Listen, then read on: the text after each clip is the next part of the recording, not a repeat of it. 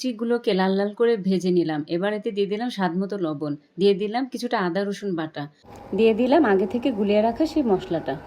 এবার মশলাটাকে নেড়ে চেড়ে কিছুক্ষণ কষিয়ে নিলাম। কষানো হয়ে গেলে এতে দিয়ে দিলাম কয়েক টুকরো আলু। আলু ছাড়া তো কোনো তরকারি কল্পনা করতে পারি না। আলুটাকে দিয়ে নেড়ে চেড়ে সিদ্ধ হওয়ার জন্য ঢাকনা দিয়ে ঢেকে দিলাম। আলুটা সিদ্ধ হয়ে গেলে এবার এতে দিয়ে দিলাম কয়েক টুকরা টমেটো কুচি।